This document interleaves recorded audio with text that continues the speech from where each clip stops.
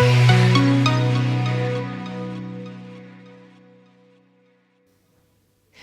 Joanne Turner reporting for OMA TV, and we're in Dublin this week at the Big Data Seminar, and I'm talking to Terence from Telefonica, who did a great presentation on QR codes today. So Terence, tell us, is anyone actually using QR codes?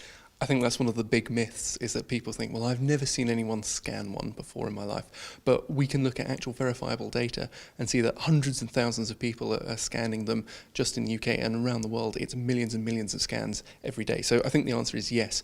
People are downloading QR scanning apps and they are interacting with these codes every single day. Now, I've seen some bad examples of QR codes in my time, and I'm sure you have too. So what's the worst example of the use of a QR code? I think probably I'm guilty of one of the worst ones, where we were putting QR codes up in a children's museum, and we put them sort of the right height for adults to scan, and so children had to jump to try and scan them. But we see people not considering the environmental factor when they're putting in QR codes, and they either put them right down on the ground and no one wants to crawl around to scan a QR code, or too high up, or sometimes they print them far too small, and then perhaps the worst of all, they don't check them before they publish them. So we do see QR codes which, when you scan them, go nowhere because no one's thought to check before it's gone to print. Well, that's an excellent point, it really is. So what can they be used for? What are QR codes good for?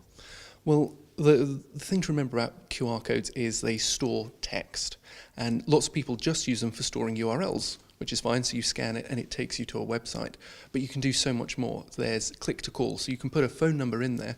Once you scan the code, you don't need to type in a number. You scan it, your phone starts dialing. You can do the same with text messaging as well. So you scan a code and your SMS app is already pre-populated with the phone number and the message that you need to send. We see the same for email, for mapping information, for Wi-Fi login. So rather than fiddling around typing in a huge passcode on your iPhone, you can scan a QR code and it says connect to this Wi-Fi network, use this password. And we're also now seeing them used for events and contact information. So scan my business card and you will get my contact information straight to your phone, or you will get my birthday saved straight into your calendar.